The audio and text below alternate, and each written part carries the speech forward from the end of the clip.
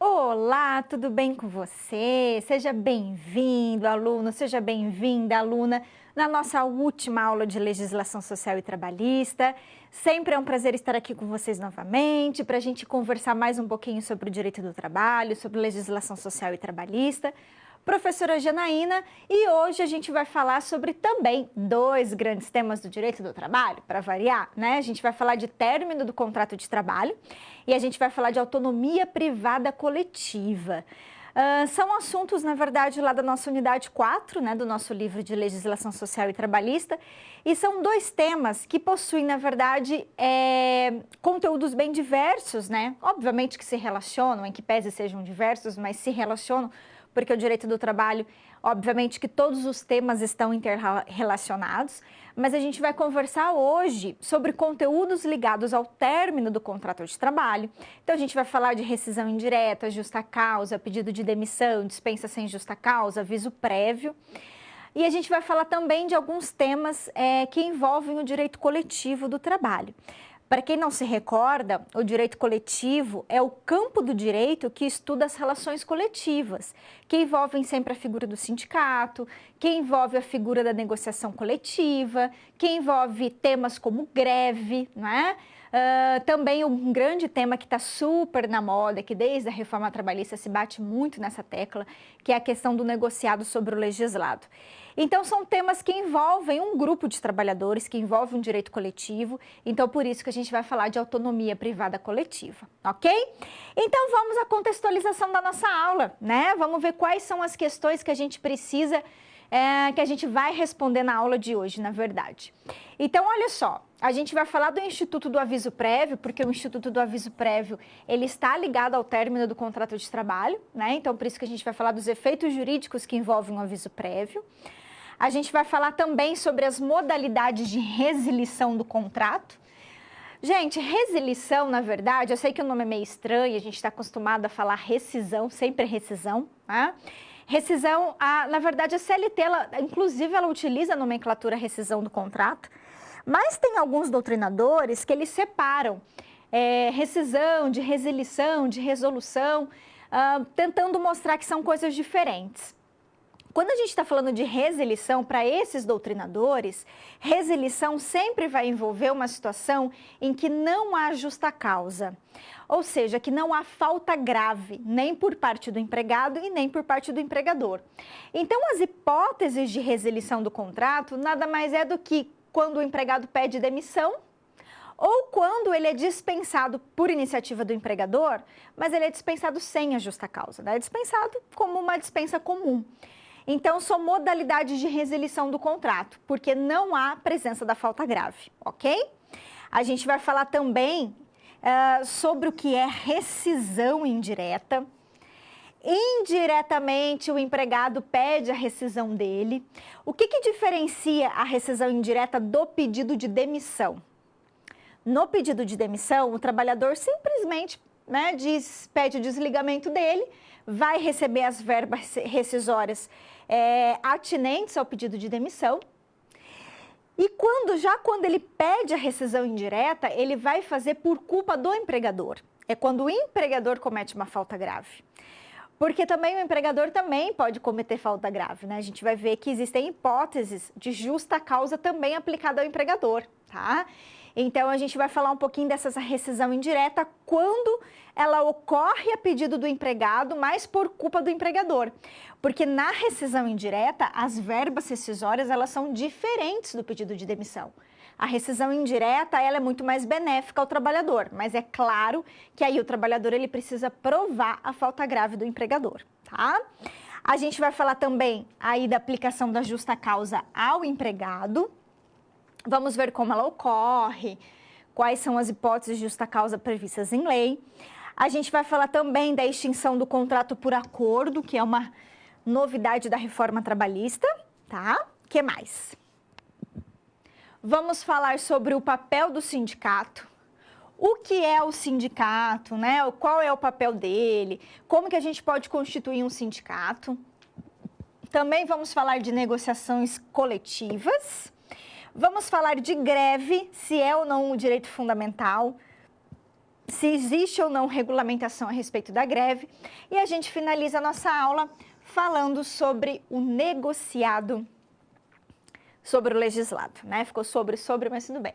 A gente vai finalizar então falando sobre os limites da negociação coletiva, quando que a negociação coletiva ela vai ou não se sobrepor à lei, em que situações, quais matérias que a gente pode abordar numa negociação coletiva, o que a gente não pode.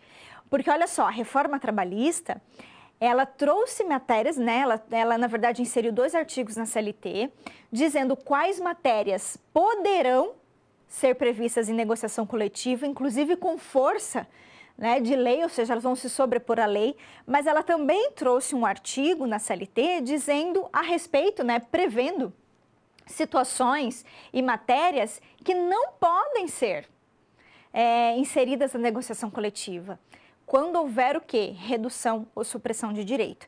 Então, não é tão simples assim, não é a negociação coletiva, simplesmente ela vai se sobrepor à lei. Existem limites para isso, tá bom? É isso, meus queridos, são esses questionamentos e esse é o contexto da nossa aula de hoje.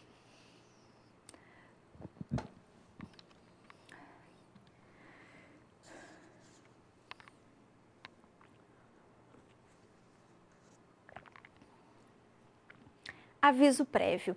A gente vai falar agora de um Instituto do Direito do Trabalho ligado ao término do contrato de trabalho, que é o aviso prévio. Gente, o nome aviso prévio já está dizendo muita coisa para a gente, né? Ou seja, é uma notificação que eu vou dar à parte contrária do meu interesse em romper aquele contrato de trabalho. A gente sabe que, em regra, os contratos de trabalho eles são por prazo indeterminado.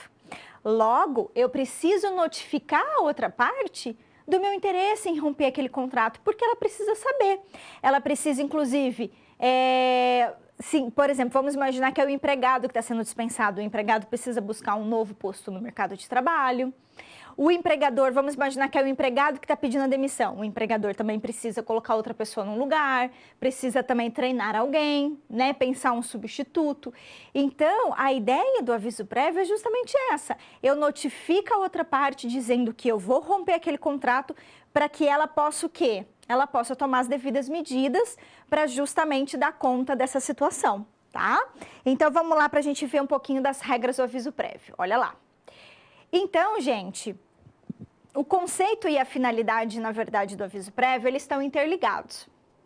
Justamente porque a grande finalidade dele é essa notificação prévia, tá?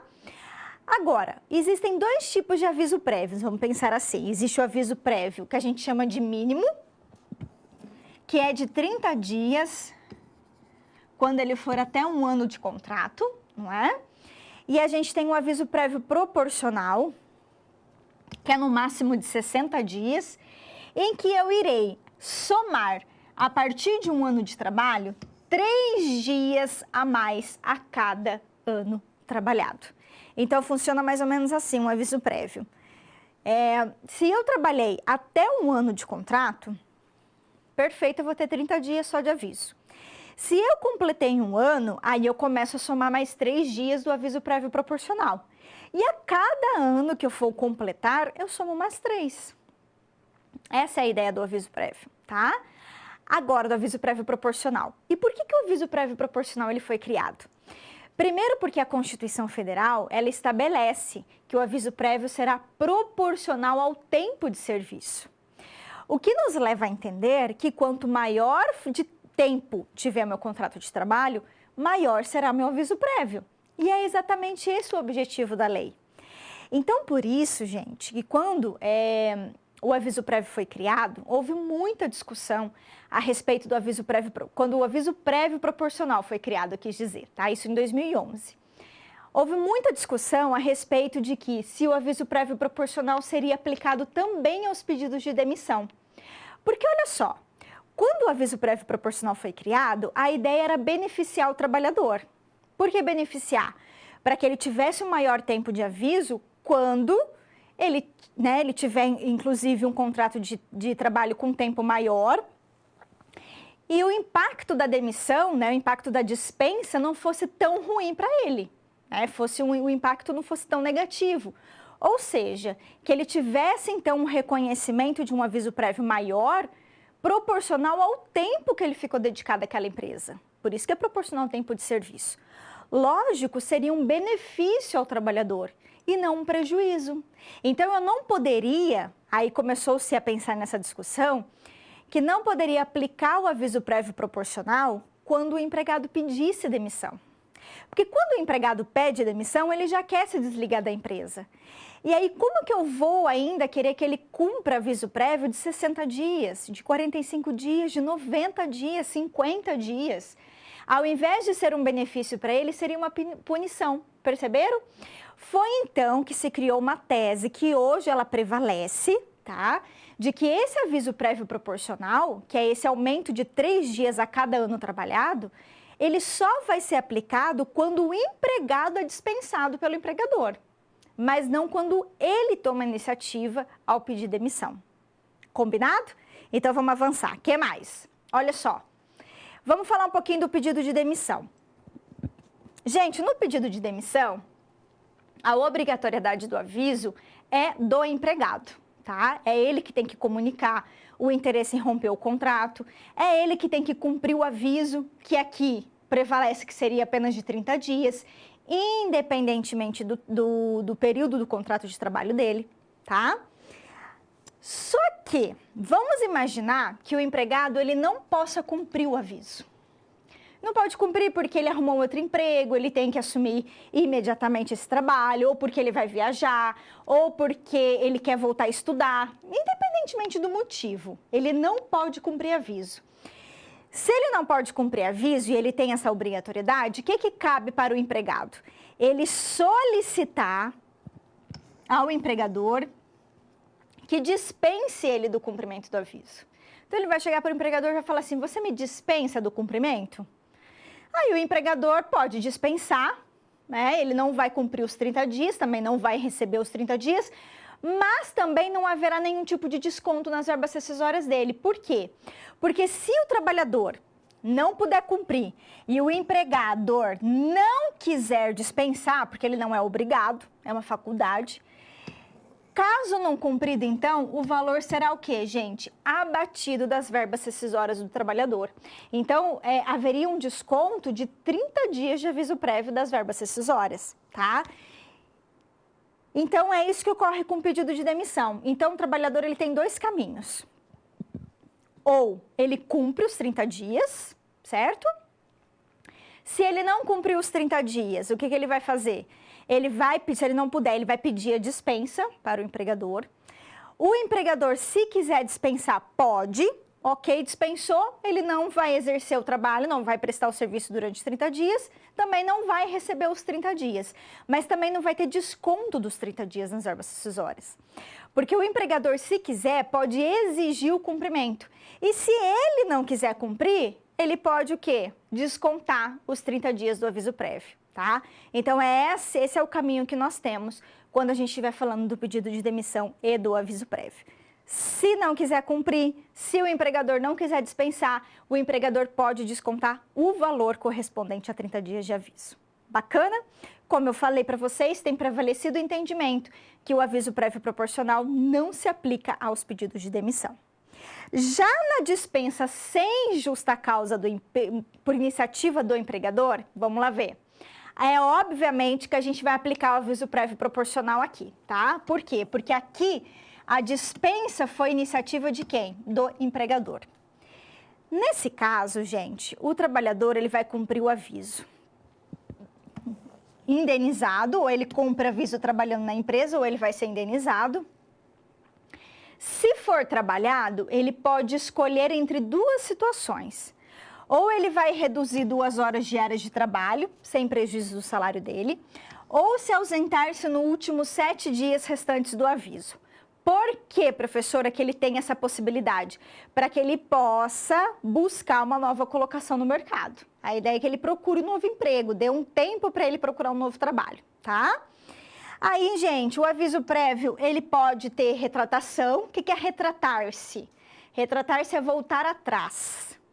Qualquer das partes pode voltar atrás. O empregado desistir do pedido de demissão, o empregador voltar atrás e não querer mais que o empregado saia da empresa. Só que é claro que depende da aceitação do quê? Da outra parte, né? E aí, lembrando vocês que o aviso prévio ele não pode ser cumprido em casa. Não existe aviso prévio cumprido em casa, gente.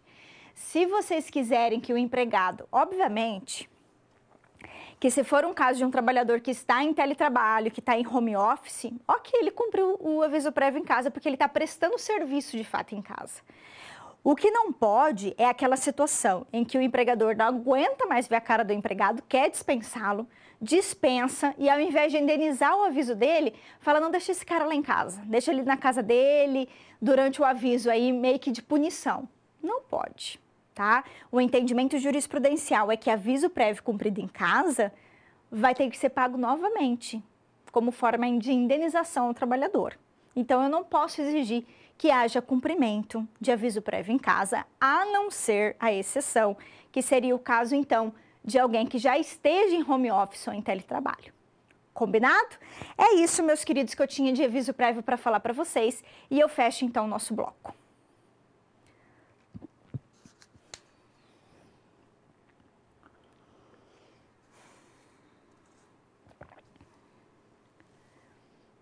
Pedido de demissão e dispensa sem justa causa. A gente vai falar agora de duas modalidades que alguns doutrinadores chamam de resilição contratual. Por que chama-se de resilição? Porque a gente não tem aqui a caracterização da justa causa. Não temos falta grave, nem falta grave cometida pelo empregado, nem falta grave cometida pelo empregador. Bacana? Então vamos lá ver. E a gente começa então falando do pedido de demissão. Gente, no pedido de demissão, a gente já sabe que quem toma a iniciativa de romper o contrato é o empregado, não é? É o trabalhador. Portanto, se é ele que está pedindo a demissão, é ele que tem a obrigatoriedade do quê? De cumprir o aviso. Mas é facultado, ou seja, é possível ao empregador dispensar o cumprimento do aviso, caso o empregador queira dispensá-lo, né? Vamos imaginar que o empregado não quer cumprir aviso, aí o empregador queira dispensar. Ok. Se o empregador não quiser dispensar e o trabalhador não cumprir o aviso, é possível, então, o desconto do período correspondente ao aviso, que seria no caso de 30 dias, tá bom? Pois bem, professora, no pedido de demissão, quais verbas rescisórias o trabalhador tem direito? Saldo de salário, férias vencidas e proporcionais, 13º vencido e proporcional, não tem acesso ao seguro-desemprego e também não saca o FGTS, né, gente? Por quê? Por razões óbvias. O seguro-desemprego e o fundo de garantia são dois instrumentos, são dois institutos destinados a amparar o trabalhador no momento em que ele esteja desempregado. Numa situação de desemprego involuntário, ou seja, ele ficou desempregado não por iniciativa dele, mas porque ele teve a dispensa, né, por parte do empregador. Agora, quando ele pede demissão, o desemprego aqui é voluntário. Ele quis ficar desempregado, né? Então, é uma situação que o quê? Que a lei não ampara por meio do seguro-desemprego e nem pelo saque do FGTS. Tudo bem? Bacana. Vamos falar agora, então, da dispensa sem justa causa. Vamos lá.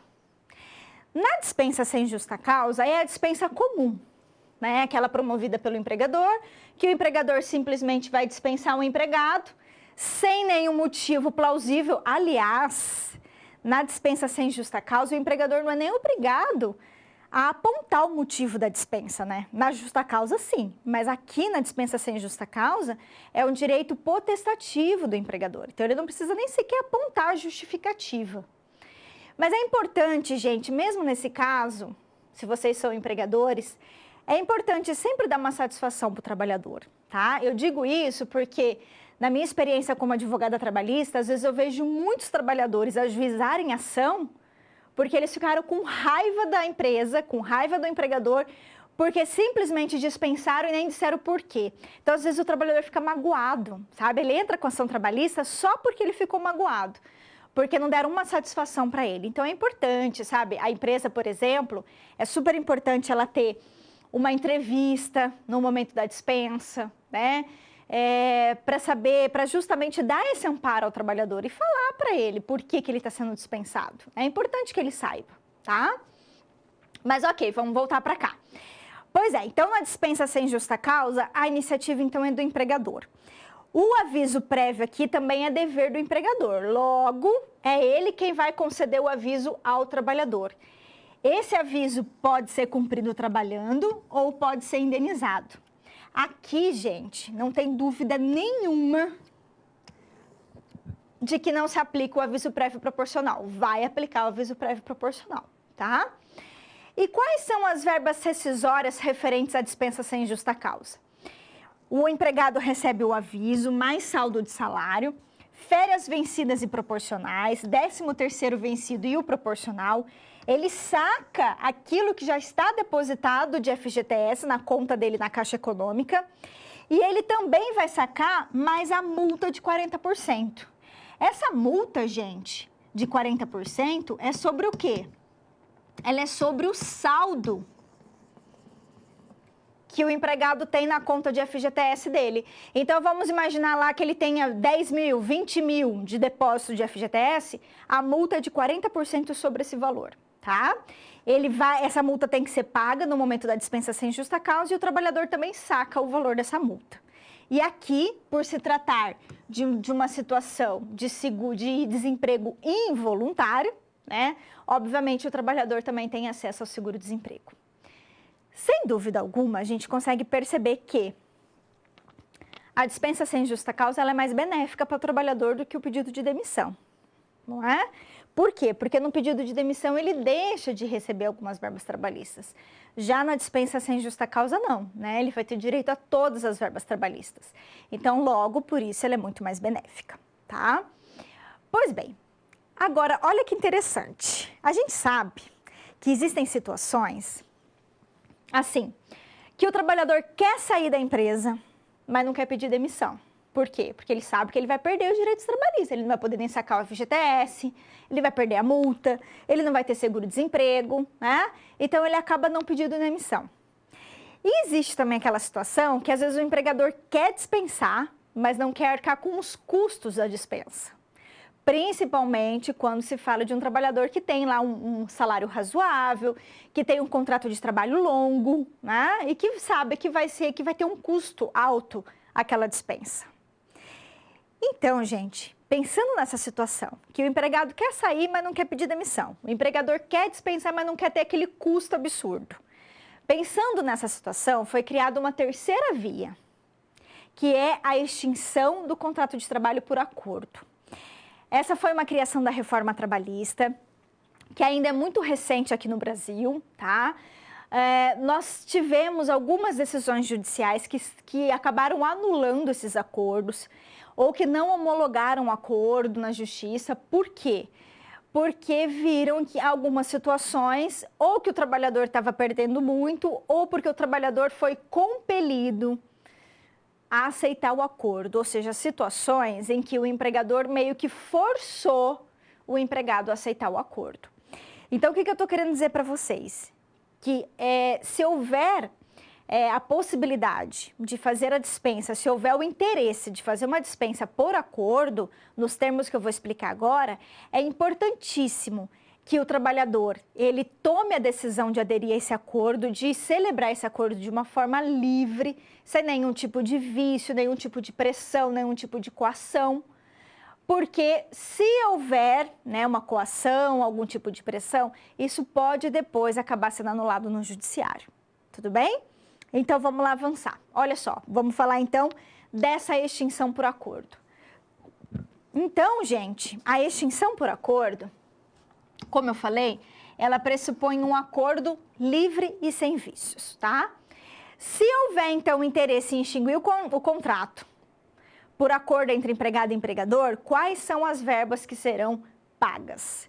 Se o aviso prévio for indenizado, o empregador recebe só, quer dizer, o empregador paga só metade, o trabalhador só recebe a metade, tá?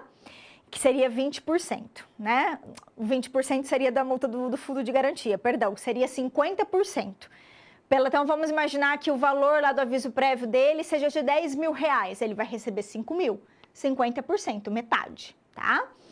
A multa do fundo de garantia também é metade, só que aqui seria do quê? De 20%, porque a multa ela é de 40%, não é? Então, se é a metade, nós vamos pagar a multa no patamar de 20% sobre o saldo depositado na conta de FGTS. Também o trabalhador, ele só pode movimentar 80% dos valores depositados de FGTS. O que significa isso? Que ele não vai poder sacar todo o dinheiro que está depositado na FGTS. Não pode sacar 100%, mas tão somente 80%, ok? Além disso, ele não tem acesso ao seguro-desemprego e as demais verbas trabalhistas serão pagas no quê? Na sua integralidade, tá? Então, as demais são pagas na sua integralidade. Bacana? Então, vocês percebem que a extinção por acordo ela é um pouquinho mais benéfica que o pedido de demissão. Porque lá no pedido de demissão o empregado não tem multa nenhuma. Aqui, pelo menos, ele vai receber 20%, não é? Agora, ela é menos benéfica do que a dispensa sem justa causa, né? Porque na dispensa sem justa causa, ele vai ter acesso ao seguro-desemprego, ele vai poder sacar 100% dos valores depositados, ele vai ter 40% de multa, ele vai ter a integralidade do aviso prévio, se for indenizado, não só a metade.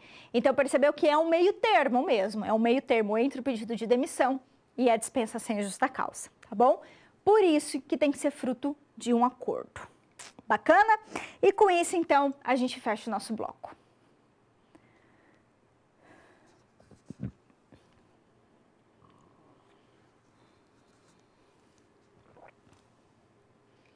Rescisão indireta ou dispensa indireta.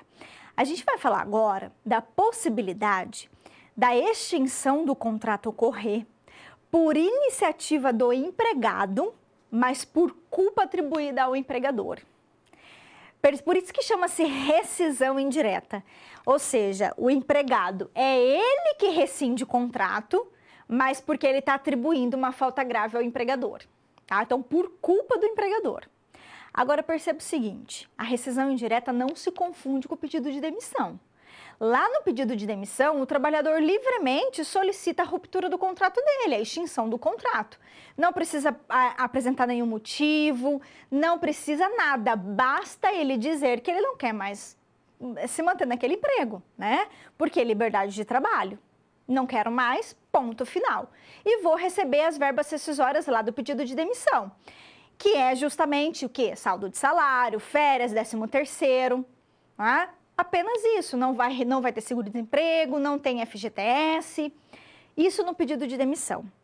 Aqui na rescisão indireta, por ser, na verdade, um pedido de rescisão, mas por falta grave do empregador, aqui, gente, o empregado tem que apontar o motivo da ruptura do contrato, ele vai ter que dizer por que ele está rompendo o contrato, ele tem que apontar a falta grave do empregador, ele tem que provar a falta grave do empregador, só que se realmente for reconhecida essa falta grave, essa rescisão, e for declarada essa rescisão indireta, o empregado recebe todos os direitos trabalhistas dele, como se ele tivesse sido mandado embora, como se ele tivesse sido dispensado.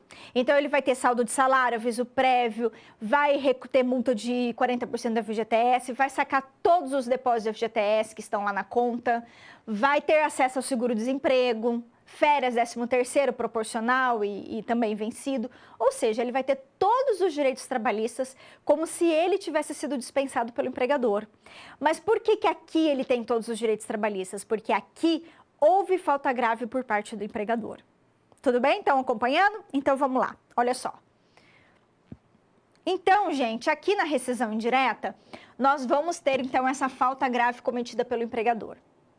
Então, se trata de uma rescisão do contrato de forma indireta, promovida pelo empregado, mas com a comprovação da justa causa do empregador, tá?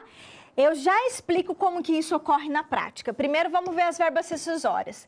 Como eu falei para vocês, são todas as verbas referentes como se ele tivesse sido a dispensa sem justa causa promovida pelo empregador. É a mesma coisa. Ele recebe, então, aviso prévio, salário, férias, 13º, saca FGTS, tem a multa e mais o acesso ao seguro-desemprego.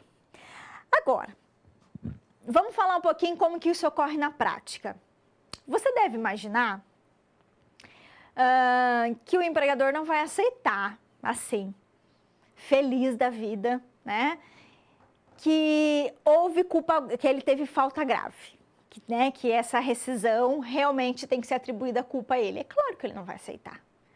Então, quando o empregador ele apresenta um pedido de rescisão indireta, o empregador não aceita. Por quê? Porque aceitar esse pedido de rescisão indireta é reconhecer a falta grave que foi imputida para ele, que foi atribuída a ele. Então, ele não vai aceitar. Então, como que isso ocorre na prática?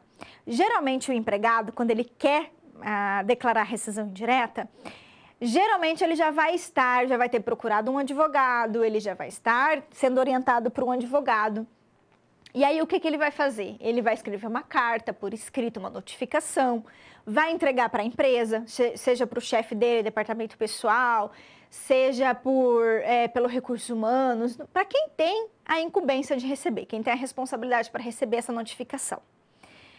E ele vai dizer, olha, eu estou rescindindo o meu contrato de forma indireta, porque o empregador fez isso, vai dizer quais foram as faltas graves do empregador, e vai falar assim, então, em virtude dessas faltas, né, faltas graves cometidas pelo meu empregador, eu estou rescindindo indiretamente o meu contrato de trabalho e vou aguardar o prazo de 10 dias para que as minhas verbas rescisórias sejam pagas. Simples assim. Então, o empregado notifica o empregador a respeito disso. Quando o empregador recebe essa notificação, geralmente na prática, no mundo real, o que ele faz? Às vezes ele fica omisso, ignora, né, não faz nada. Ou às vezes ele responde à notificação do empregado, dizendo o seguinte, olha, não cometi falta grave nenhuma e você precisa voltar ao trabalho sob pena de ser caracterizado abandono de emprego, ou eu vou entender que você pediu demissão, né? Essas são geralmente as respostas na prática que o empregador dá, quando responde, tá? E aí, o que resta para o empregado? Porque o empregado não vai receber as verbas rescisórias dele. Talvez ele receba tão somente as verbas rescisórias ao pedido de demissão, mas ele não vai receber. Então, a única coisa que resta para o trabalhador é ajuizar uma ação trabalhista. E então, lá no Poder Judiciário, por meio dessa ação, ele pedir o reconhecimento da rescisão indireta, aliás, pedir para que o juiz determine, declare a rescisão indireta e reconheça a falta grave que foi atribuída ao empregador. E aí o judiciário vai analisar se houve ou não falta grave cometida pelo empregador. Reconhecida a falta grave, declara a rescisão indireta e determina o pagamento das verbas rescisórias. Não reconhecida a justa causa, né, a falta grave do empregador, porque pode acontecer, e do judiciário fala, não, isso não é falta grave, e não reconhecer, pode acontecer, né?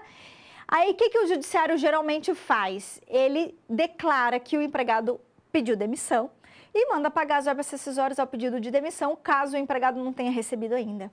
Simples assim, tá? Então, a rescisão indireta ocorre na prática dessa forma. O empregador não vai aceitar, eu nunca vi uma situação em que o empregador aceite, né, a falta grave que foi atribuída a ele. Ele não vai aceitar, então a única coisa que resta ao trabalhador é ajuizar uma ação, ok? Agora vamos ver então as hipóteses da rescisão indireta, vamos lá? Olha só, quando é que o empregador comete justa causa? Quando ele exige um serviço superior às forças do empregado. Então, coloca lá o empregado, por exemplo, para carregar uma quantidade de peso que sabe que o empregado não dá conta, né? Ou coloca ele para fazer muitas coisas ao mesmo tempo que sabe que ele não tem capacidade nem física para realizar aquele trabalho. Ou quando exige um serviço que é proibido por lei, né, ilegal, contrário a bons costumes, alheio ao contrato, ou seja, que não tem nada a ver com a atividade do trabalhador. Ou quando o empregador trata o trabalhador com rigor excessivo, né? Pode ser um empregador, pode ser um chefe, né, um superior hierárquico. quando o empregador coloca o empregado em perigo de mal considerável. O que é perigo de mal considerável, gente? Colocar ele em risco de vida, risco de morte, né? Colocar ele para trabalhar num local totalmente insalubre, perigoso, sem equipamento de segurança. Colocá-lo para carregar uma grande quantidade de valores, né, de dinheiro, por exemplo, transportar valores sem ele ter treinamento para isso, no local que perigoso, que ele pode ser assaltado. Enfim, essa daqui é, na verdade, a situação mais comum que nós temos, tá? Que é quando o empregador não cumpre as obrigações do contrato de trabalho. Quando ele não paga salário, não recolhe a FGTS, não recolhe a Previdência e mais, desconta do empregado o valor da Previdência e não repassa para a Previdência. Quando ele atrasa salário de forma reiterada, tudo isso pode ser considerado não cumprimento das obrigações do contrato, tá? Quando o empregador ou um preposto dele pratica ato lesivo da honra e boa fama, que é na verdade xingar o trabalhador, né? Ofendê-lo, pode ser o empregado, pode ser pessoa da família dele. Ou quando o empregador ou o preposto ofendeu o trabalhador fisicamente. Ofensa física é brigar, tá, gente? Dar um soco na cara do empregado, por exemplo, ok? A não ser que seja caso de legítima defesa própria ou de outra pessoa. Mas se não for caso de legítima defesa, caracteriza a falta grave do empregador. E também quando o empregador reduz o trabalho do empregado, que recebe por tarefa, que recebe por produção, reduz a forma de ganho dele, a possibilidade de ganho dele, afetando de forma, afetando sensivelmente, ou seja, afetando de forma significativa o salário dele. É claro que aqui só seria falta grave do empregador quando o empregador faz isso para punir o trabalhador. Existem, porque assim, se a empresa está, por exemplo, passando por uma crise econômica e aí o trabalhador está ganhando menos porque está vendendo, vamos imaginar o vendedor que ganha por comissão. E aí ele não está conseguindo vender muito porque está sofrendo crise econômica. É claro que não é essa situação que está sendo contemplada pela lei. A lei não está contemplando casos de crise econômica. A lei fala da possibilidade do empregador retirar o ganho do trabalhador, a forma de ganho dele, no sentido de puni-lo. Por exemplo, imagine que o trabalhador é vendedor e ele atende 2 municípios ou 2 regiões de um determinado município, ou atende lá 2 empresas, sempre está vendendo para 2 empresas, e aí o empregador, para puni-lo, vai lá e retira uma dessas empresas dele, ou retira uma das regiões que ele atende e passa para outro vendedor.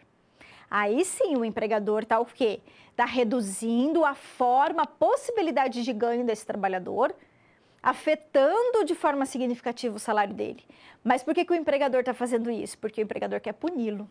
Aí sim caberia a falta grave, percebeu? Aí sim seria a falta grave do empregador, tá bom? É isso, meus queridos, então essa é a rescisão indireta e eu fecho o nosso bloco.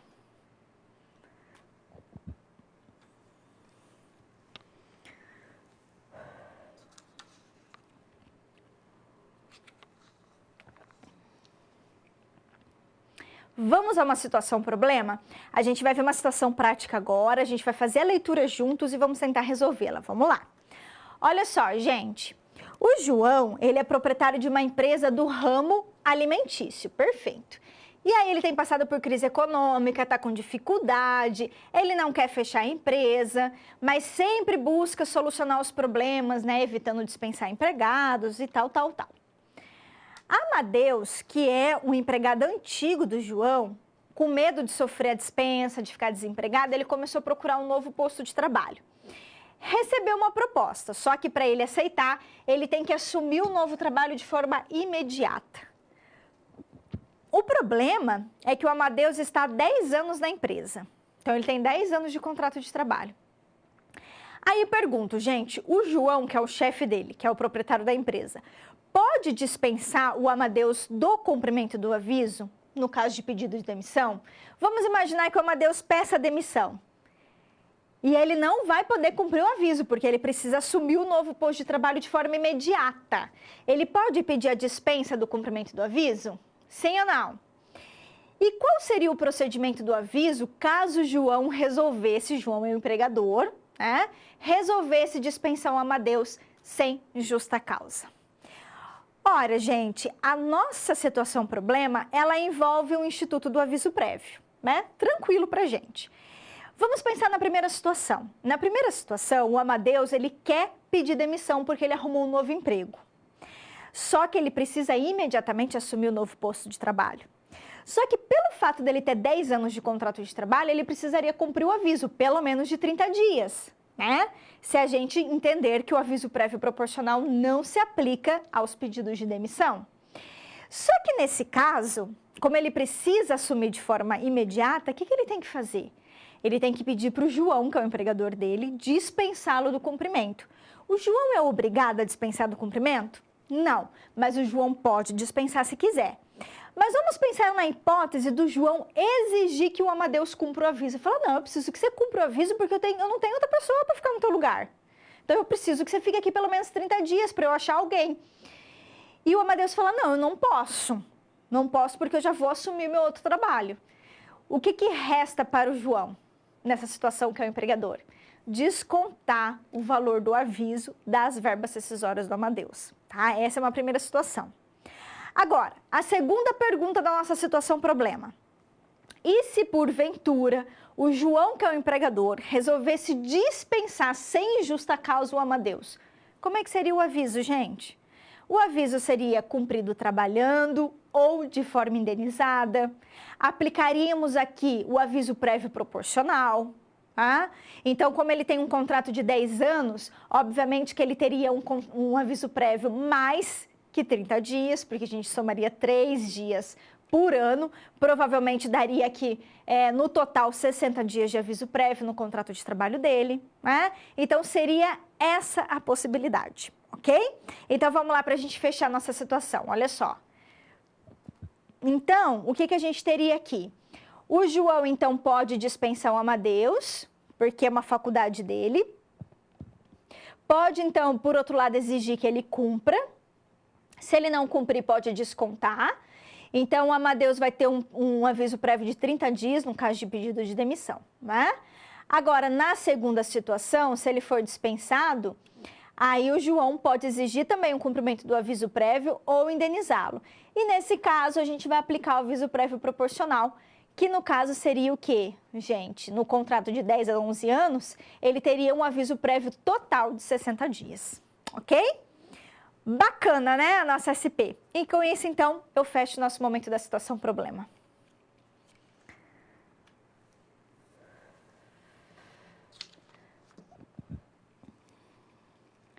Vamos ao momento de interação? Momento agora da gente tentar aplicar o nosso conhecimento. Vamos lá.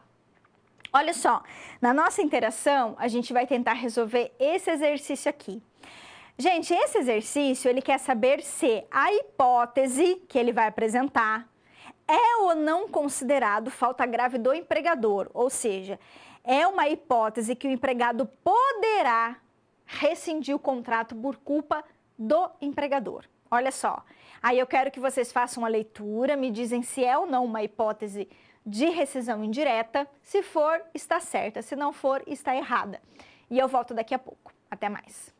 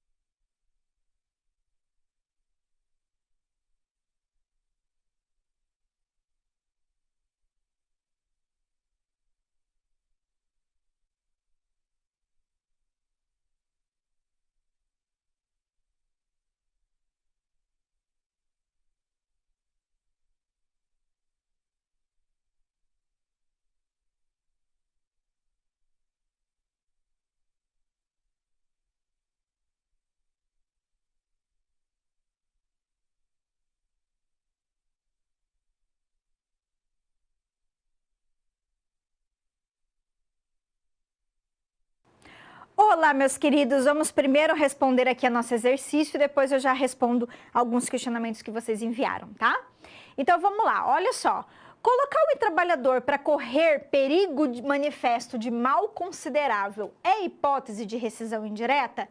Sim, é, tá? Então a primeira parte aqui está certinha. Ou não concordar com as obrigações do contrato de trabalho. Gente, aqui está errado. Por quê? Porque não é não concordar. Não é quando o empregado não concorda ou o empregador não concorda com as obrigações do contrato de trabalho. É quando o empregador, o quê? Não cumpre, né? Com as obrigações do contrato de trabalho. Portanto, como a segunda parte está errada, né? Essa palavrinha aqui está errada, aí o nosso exercício ele acaba ficando também considerado errado, tá bom? Entenderam? Então, não é não concordar, é não cumprir com as obrigações do contrato de trabalho, tá? O nosso momento agora ali de esclarecer as dúvidas. Eu não vou conseguir responder todos os questionamentos que vocês enviaram, mas eu vi que vocês perguntaram muito a respeito da validade do pedido de demissão. O pedido de demissão tem que ser por escrito? Não necessariamente, gente. Vai depender muito da normatividade da empresa, da norma interna da empresa, que tipo de norma interna que ela adota, tá? Às vezes o departamento pessoal vai exigir que você faça por escrito, outras vezes ou não. Na rescisão indireta é importante que seja por escrito, porque você precisa comunicar, né? Você até pode fazer verbalmente, né? Mas fica mais fácil ser feita por escrito, porque você precisa provar que você fez essa comunicação depois, tá bom? Então, é interessante que seja feito por escrito, na rescisão indireta, tá? Eu vi que vocês mandaram também perguntas sobre justa causa aplicada ao empregado, eu vou falar disso daqui a pouco, tá? Em outro momento da nossa aula, então aguarde e aguenta aí um pouquinho. Também me perguntaram a respeito do pedido de demissão, da dispensa promovida pelo WhatsApp, né? Eu sei que isso, na verdade, é uma novidade, isso foi muito discutido, inclusive em redes sociais, né? Eu não tenho rede social, mas eu sei que foi. Na verdade, o judiciário, esse tipo de situação é tudo muito novo para o judiciário, tá? Principalmente porque agora nós estamos, muitas pessoas estão trabalhando, fazendo teletrabalho, em home office, e as pessoas acabam se comunicando muito pelo WhatsApp, né? Eu, enquanto advogada trabalhista, eu não orientaria um cliente meu a fazer uma dispensa pelo WhatsApp, tá? Agora, se fez a dispensa pelo WhatsApp, o judiciário tende a considerar válida, desde que não seja por justa causa, tá, gente? Uma dispensa comum, né? Uma dispensa sem justa causa, ok. Mas uma dispensa por justa causa ficaria uma coisa muito informal, né? Muito informal. Por quê? Porque a dispensa por justa causa é a pena máxima que você vai aplicar ao empregado. Então, teria que ter uma formalidade um pouco maior. Você teria que conversar com o trabalhador, mesmo que não seja pessoalmente, né? Mas por Skype, né? Pelo Teams, enfim. Mas teria que ter uma conversa ali com o empregado, dizendo para ele o motivo da dispensa, tá? De preferência, uma notificação por e-mail ainda, né? Para ficar uma coisa mais formal, ok? Eu entendo que a gente tem que tomar muito cuidado com esse uso da tecnologia em demasia, né? Ou seja, usar tecnologia demais, principalmente para lidando com o ser humano, em situações que, por exemplo, em situações de dispensa, a gente sabe que o empregado muitas vezes não vai receber a dispensa de uma forma muito feliz, né? Mesmo se não for por justa causa, ainda assim ele pode não receber muito bem. Então, é importante que você tenha uma certa consideração com o trabalhador e mantenha ali uma relação cordial com ele, tá? O que inviabilizaria, então, o WhatsApp, porque ficaria uma coisa muito informal, ok? Agora, o judiciário, em algumas situações, vem reconhecendo, sim, vem validando essas dispensas pelo WhatsApp, tá? Claro que depois você vai formalizar, porque você vai fazer o termo de rescisão, você tem que formalizar, né? Mas a comunicação se acaba dando apenas pelo WhatsApp. Penso que a gente tem que tomar um pouco de cautela, né, de cuidado com isso. Tudo bem? Ok, meus queridos, eu vou fechar nosso momento de interação agora, em decorrência do nosso tempo, mas não impede que vocês possam mandar depois as perguntas de vocês no momento da aula atividade ou pelos meios de comunicação, tá bom? É isso aí, eu fecho então a nossa interação.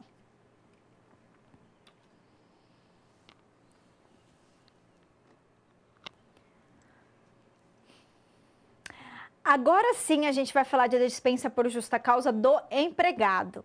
A gente vai ver em que situações a gente pode aplicar a pena máxima do trabalhador e a gente vai ver também algumas diretrizes que se aplicam à dispensa por justa causa, justamente para ser considerada válida, para, né, justamente não ter invalidade depois, posteriormente, em relação à aplicação dessa justa causa, tá bom? Então vamos lá para a tela. E a gente começa justamente falando de algumas diretrizes básicas na aplicação da justa causa. Primeiro, a gente tem que lembrar que é a pena máxima aplicada ao empregado. Então, gente, eu só posso aplicar a justa causa quando realmente a falta for totalmente grave. Eu não posso aplicar a justa causa em qualquer situação, tá? Lembrando também que a justa causa ela tem que ser comprovada pelo empregador. Eu tenho que ter provas de que ele cometeu essa conduta faltosa, tá? E além disso, a pena que eu vou aplicar ao trabalhador, ela tem que ser proporcional à conduta que ele cometeu, tá? A conduta que ele adotou, ao ato que ele tomou, ou a omissão, ou ele pode ter cometido uma ação, ou ele pode ter ficado omisso numa determinada situação que ele deveria ter agido. Enfim, a conduta que ele tomou, a falta que ele cometeu, tem que ser proporcional à pena que eu vou aplicar. O que eu estou querendo dizer aqui?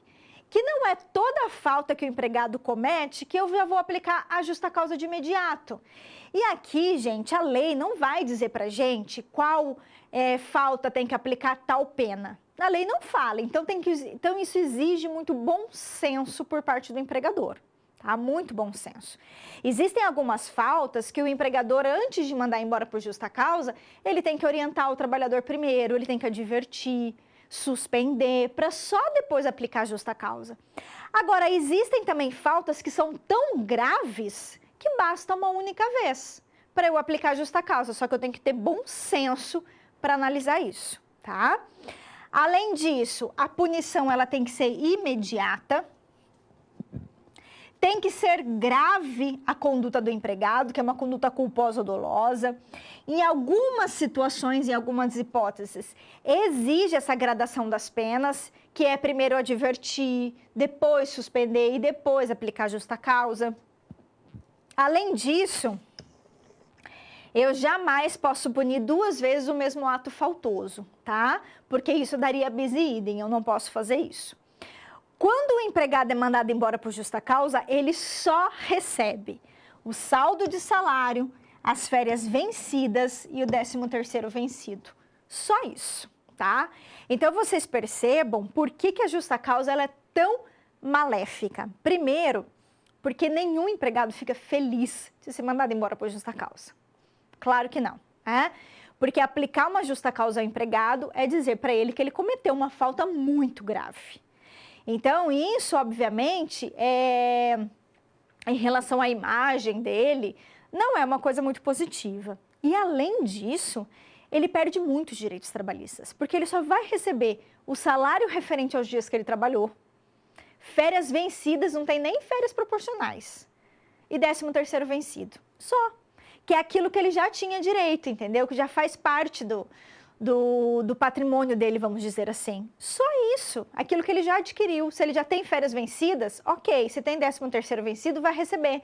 Se não tiver férias vencidas, se não tiver 13º vencido, nem isso ele não vai receber. Então, percebam que são somente essas 3 verbas que ele vai ter direito.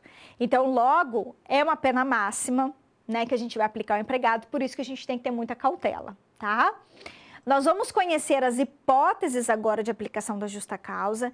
Eu vou explicar uma por uma, vou dar exemplos de algumas delas e vou dizer para vocês, olha, aqui é muito grave, basta uma única vez. Olha, aqui nessa situação, o empregado tem que ter uma conduta reiterada, ele tem que fazer uma vez, cometer de novo. Por exemplo, desídia no desempenho das funções. Empregado desidioso é aquele empregado preguiçoso, relaxado, que não tem compromisso com o trabalho, que chega atrasado, vai embora mais cedo, sem permissão, falta sem justificativa. Esse é um empregado desidioso. Só que, gente, para eu aplicar uma justa causa de desídia, não basta que uma única vez o empregado chegou atrasado. Uma única vez ele faltou sem justificativa. Não.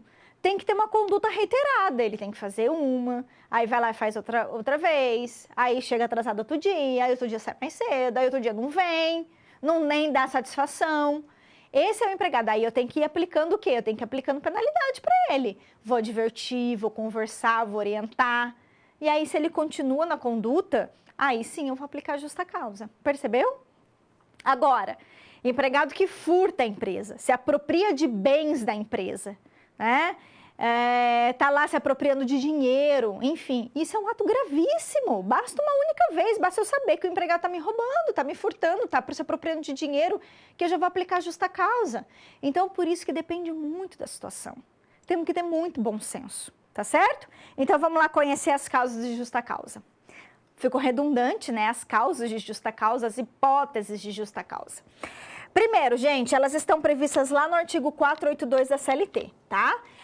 Ato de improbidade é o ato de desonestidade. É o empregado que está roubando, furtando, se apropriando de dinheiro, se apropriando de bens da empresa. Que está com atos de desonestidade perante seu empregador, tá? Empregado que comete atos de mau procedimento. O mau procedimento, ele é super amplo. É aquele empregado, gente, que tem condutas inadequadas, que viola o bom senso, que viola a moral, os bons costumes. Sabe aquele empregado assim que não tem noção? Que começa a ter várias posturas, adota condutas totalmente inadequadas no serviço. Então, o mau procedimento seria isso, ele é bem amplo, tá? A incontinência de conduta, ela é como se fosse um mau procedimento também, porque também é conduta inadequada, é empregado que não tem senso. Só que na incontinência de conduta, ela tem uma conotação exclusivamente sexual. Então, são atos e condutas que o empregado adota, ligados à questão sexual. Por exemplo, empregado que fica assistindo sites pornográficos durante o trabalho, leva revista pornográfica na empresa, aí fica lá trancado no banheiro trocentas horas, tem relações sexuais com colegas durante o serviço, né, no local de trabalho. Isso tudo é incontinência de conduta, tá? Ou seja, são condutas totalmente inadequadas que violam a lei, a moral, os bons costumes, aquelas condutas sem senso, só que o mau procedimento é geral, a incontinência de conduta é ligado à questão sexual, ok? Empregado que faz negociação habitual ou negociação por conta própria, faz negociação habitual por conta própria ou alheia, sem a permissão do empregador dele, constituindo ato de concorrência à empresa ou quando essa negociação for prejudicial ao serviço. Isso também é hipótese de justa causa. Ok? O que mais? Empregado que foi condenado criminalmente, desde que já tenha passado em julgado, ou seja, ele já foi condenado, tá? Já houve condenação, não tem mais recurso, já transitou em julgado e não houve também suspensão da execução da pena dele. Empregado desidioso, que é a desídia, como eu falei, é um empregado preguiçoso, que não tem compromisso, que faz o trabalho de qualquer jeito, chega atrasado, vai embora mais cedo, falta demais, sem justificativa. Isso é desídia, tá? Desídia exige conduta reiterada. Empregado que tem embriaguez habitual ou aparece embriagado em serviço. Aqui a gente também aplica dependência química, tá? A lei não fala dependência química, mas a gente também pode aplicar. Lembrando que embriaguez e dependência química pode ser considerado doença. Portanto, se eu mandar um empregado embora por justa causa e ele está doente, se ele entrar com ação judicial, o judiciário vai anular essa dispensa. Tá? Qual que é o caminho aqui? O caminho é, se for caso de doença, recomenda-se o quê? Afastar o empregado, pedir para ele entrar com pedido de auxílio doença, tá? Esse é o caminho, e não dispensar por justa causa, ok? Empregado que viola segredo de empresa, desde que haja prejuízo para o empregador dele.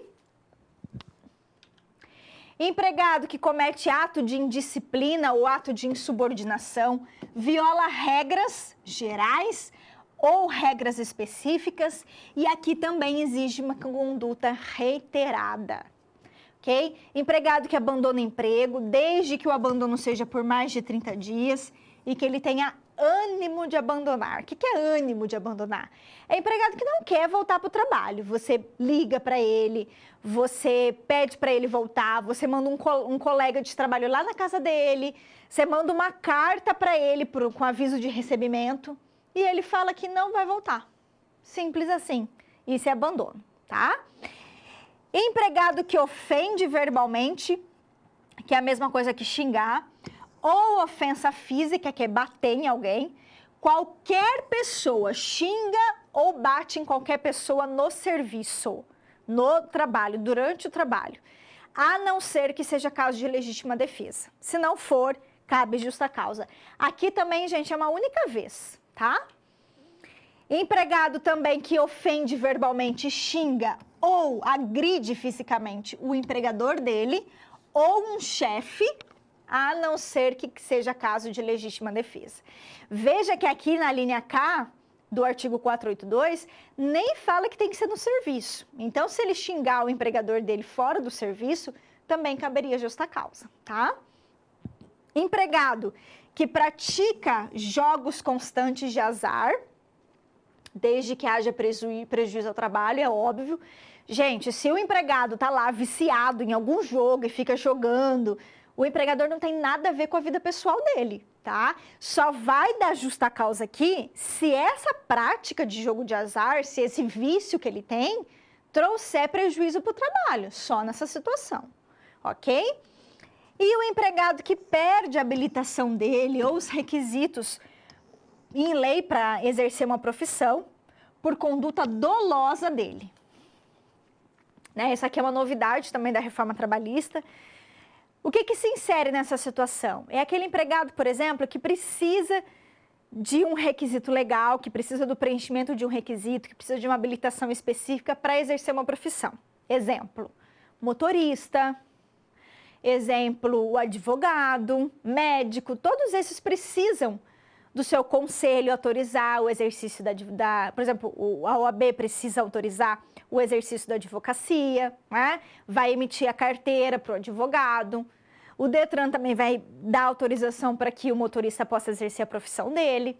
Aí vamos imaginar que esses empregados acabam perdendo a sua habilitação, ou perdem, ou até, imagina um advogado perder lá a carteira da OAB dele, porque a OAB dele vai ser cassada, porque ele está respondendo um processo administrativo na OAB, por exemplo, ou ele perde a carteira de motorista, no caso do motorista, por quê? Porque ele cometeu várias condutas, várias multas que ele foi acumulando e perdeu a carteira. Pode acontecer.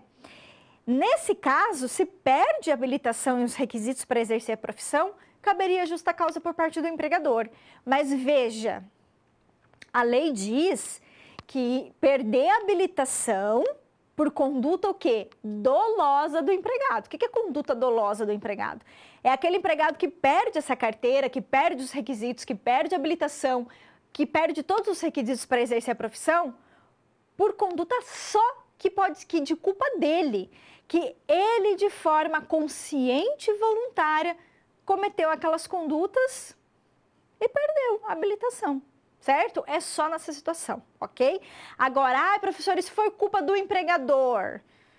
Aí a gente não vai aplicar, né, gente, a justa causa. É só por conduta dolosa do empregado. Lembrem-se que conduta dolosa significa aquelas condutas que a gente adota de forma consciente e de forma voluntária. A gente sabe que está fazendo e mesmo assim faz, ok? Bacana, meus queridos. E com isso, então, eu fecho a nossa discussão de justa causa.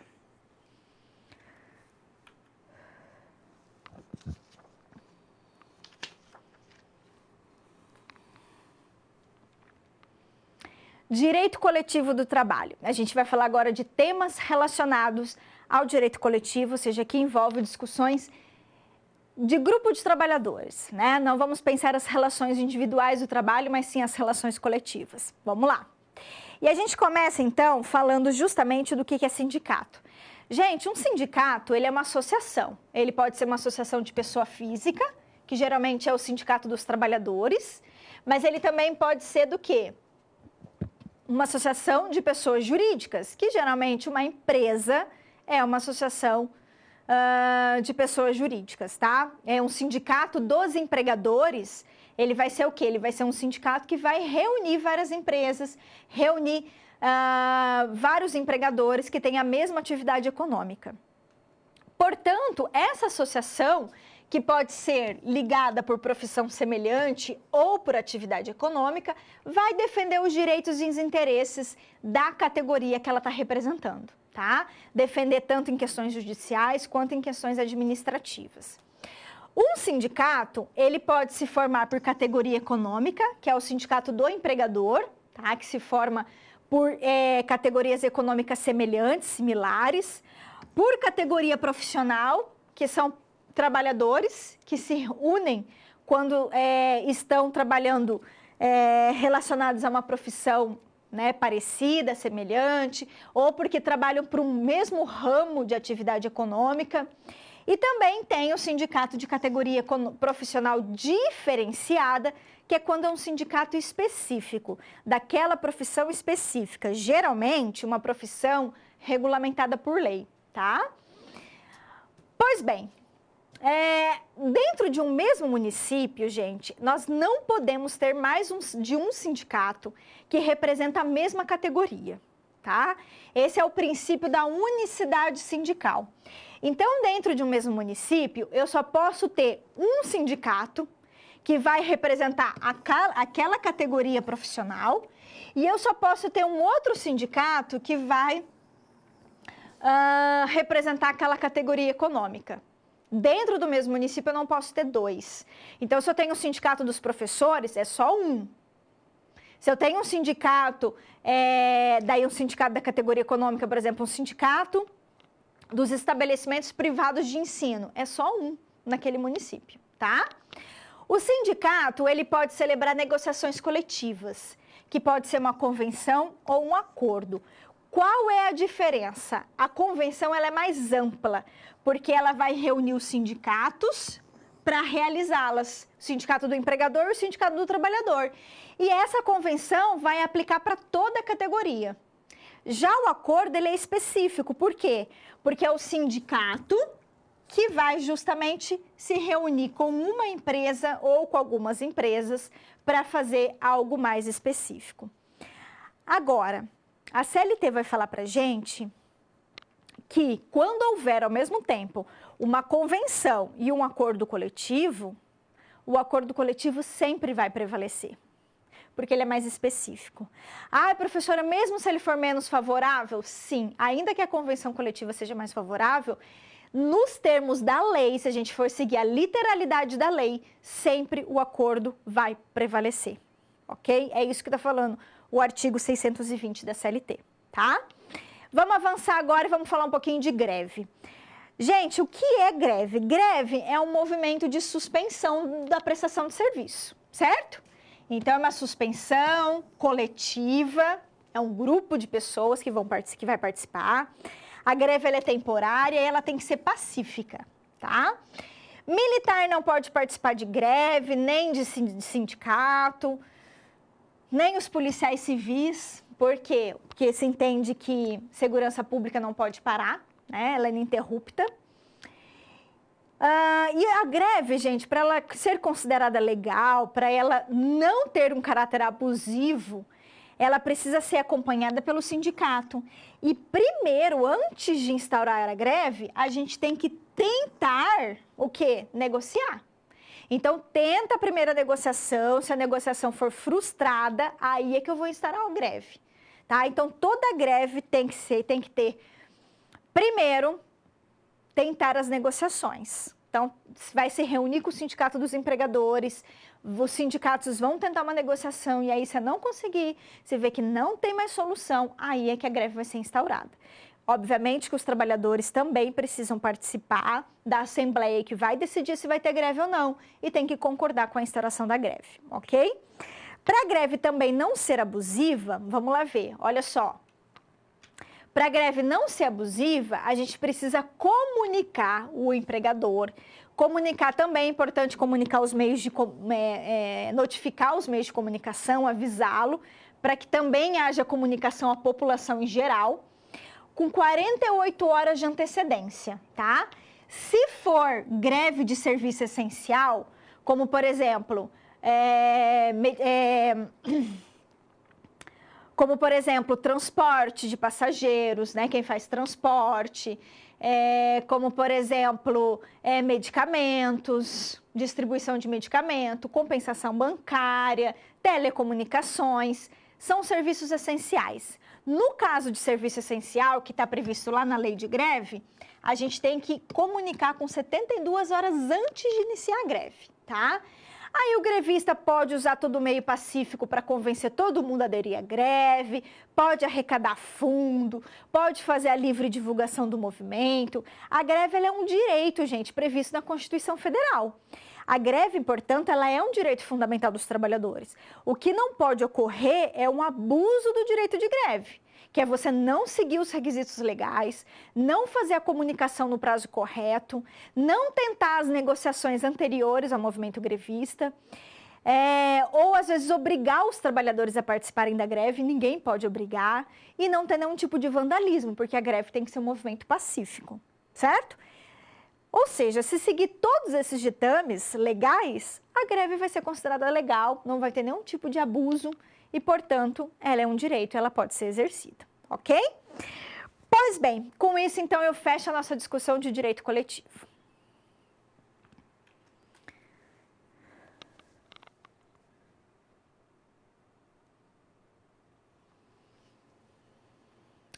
A gente vai finalizar esse nosso bloco falando sobre o negociado, falando acerca do negociado sobre o legislado. O que é o negociado sobre o legislado? Houve uma discussão muito grande, né? No momento que a reforma trabalhista ela ocorreu, no finalzinho de 2017, com essa ideia de que a negociação sindical, a negociação por meio de convenção coletiva, acordo coletivo, iriam se sobrepor à lei. Ou seja, aquilo que fosse negociado iria ter, né, seria mais importante, vamos dizer assim, do que aquilo que estivesse previsto em lei. Portanto, o negociado sobre o legislado é justamente esse propósito, você dar primazia à negociação, tá? Agora, é claro que existem limites para essa negociação. Portanto, a reforma trabalhista, ela veio e inseriu 2 artigos na CLT. Artigo 611-A e o artigo 611-B, que vão trazer algumas diretrizes a respeito dessa negociação. Então, vamos lá ver. Negociado sobre o legislado. Então, gente, introduziu esses 2 artigos e olha que interessante. No 611-A, vai dizer que a convenção coletiva e o acordo coletivo vão ter prevalência sobre a lei quando? Quando houver disposição sobre essas matérias que estão lá descritas no artigo. É importante que vocês façam a leitura do artigo 611-A da CLT. E aí eu coloquei alguns exemplos aqui, ó. Por exemplo, né? Dispor sobre banco de horas e negociação coletiva vai ter prevalência sobre a lei. Remuneração por produtividade, enquadramento da insalubridade. O que é enquadrar a insalubridade? É dizer que aquela atividade do empregado X tem grau mínimo, por exemplo. E dizer que aquela atividade Y, ela é de grau médio. Por exemplo, eu falo assim, empregado que realiza coleta de lixo, grau médio. Isso é enquadramento de insalubridade, tá? Já no artigo 611-B, vai dizer as matérias que não podem estar previstas na convenção coletiva, nem no acordo, principalmente se houver o quê? Redução de direitos, tá? Então, por exemplo, eu não posso dispor sobre salário mínimo se eu diminuir o valor do salário mínimo, não posso dispor sobre aposentadoria, não posso dispor sobre licença maternidade, não posso dispor sobre o adicional de insalubridade. Imagine que eu faço uma negociação coletiva dizendo que o grau mínimo da insalubridade, o adicional é de 5%. Quanto que a lei fala do grau do adicional de grau mínimo? A lei fala que é de 10%. Então, eu posso diminuir por meio de negociação coletiva, dizer que vai ser 5%? Não posso. É isso que a lei está falando. Não posso. Por quê? Porque eu estou reduzindo direito, eu estou suprimindo direitos.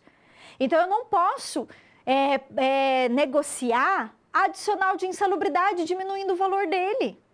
O que a lei me permitiu foi enquadrar a insalubridade, mas não reduzir o valor do adicional. Percebeu? São coisas diferentes, tá? Ok, professora, o que mais? E olha só que interessante. Interessante, mas talvez um pouco discriminatório.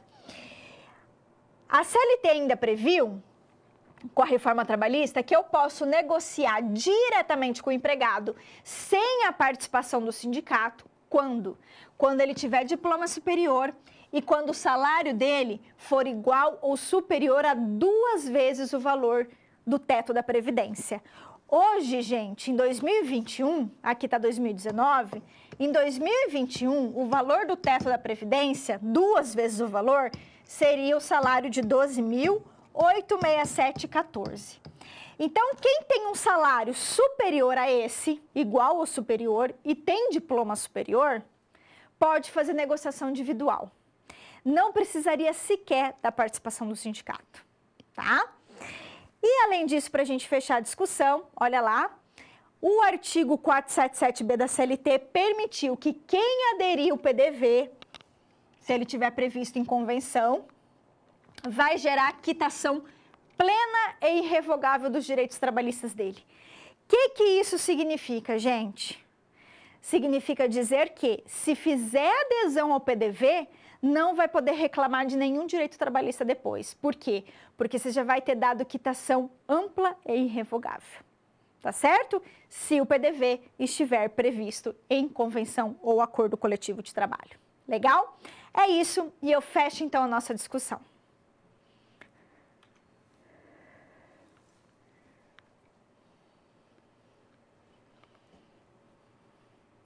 Vamos ver mais uma situação problema? Então vamos lá para a nossa tela. Olha só, vamos fazer a leitura juntos. O João, gente, que é um empresário, está em crise econômica. E aí o sindicato do ramo alimentício falou que quer ajudá-lo a enfrentar essa crise e propôs a celebração de um acordo coletivo. Nesse acordo coletivo, o que ele quer fazer? Vamos lá ver, olha só. Ele quer prever um plano de demissão voluntária, dando quitação ampla e irrevogável dos direitos trabalhistas, e também quer prever a modalidade de remuneração por produtividade para estimular os empregados, para incentivar os trabalhadores. Aí a pergunta é, a empresa do João e o sindicato podem fazer esse acordo coletivo? Podem, né? São 2 matérias que podem ser previstas num acordo coletivo e que vão ter prevalência sobre a lei. Estão lá previstas no artigo 611-A da CLT e no artigo 477-B da CLT. Por quê? Eu posso dispor sobre remuneração por produtividade? Sim. Eu posso dispor sobre o PDV, dando quitação ampla e irrevogável ao contrato de trabalho para aqueles trabalhadores que aderirem ao PDV? Também. Então, eu posso sim dispor esse acordo coletivo, fazendo a previsão do PDV e também fazendo a previsão da remuneração por produtividade, ok? Então, vamos lá responder nossa SP. Então, olha só, gente, nós temos sim a possibilidade, justamente aqui, depois vocês façam a leitura, porque eu posso prever o PDV e, inclusive, fazer a disposição da remuneração por produtividade, ok? É isso, meus queridos, e eu fecho, então, o nosso momento de SP.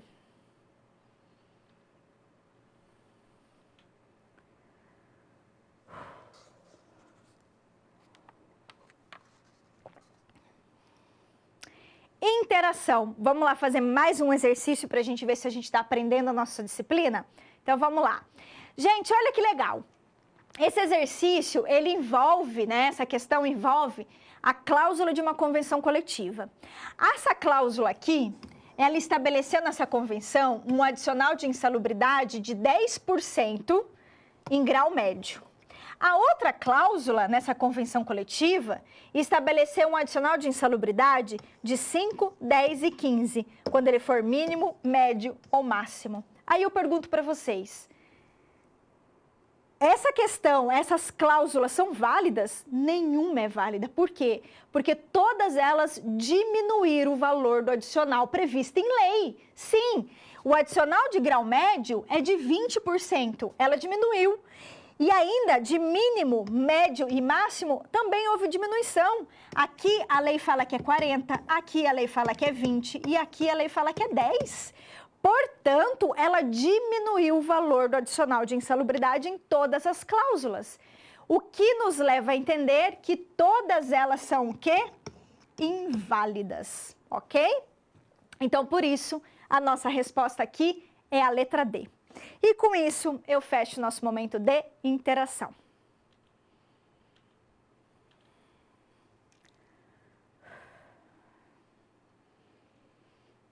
Recapitulando, o que a gente viu na aula de hoje? Vamos lá ver? Olha só, a gente conversou sobre temas relacionados à extinção do contrato e falamos de temas também relacionados ao direito coletivo do trabalho, não é?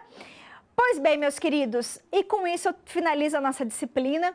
As dúvidas que porventura ainda ficaram durante a nossa aula, eu peço que vocês enviem novamente durante a nossa aula atividade e que também vocês façam uso dos meios de comunicação para enviar as dúvidas de vocês que porventura não tenham sido respondidas durante a aula, ok? Eu me despeço aqui dizendo que foi um prazer estar com vocês aí esse semestre, com essa disciplina. Espero que tenha sido útil para vocês esse conhecimento, para todos os campos da vida, pessoal, profissional, acadêmico, enfim. Espero que vocês sejam muito felizes naquilo que vocês escolherem, na profissão que vocês escolherem, ok? Deixo aqui um grande beijo, desejo tudo de bom para vocês e até mais. Tchau, tchau.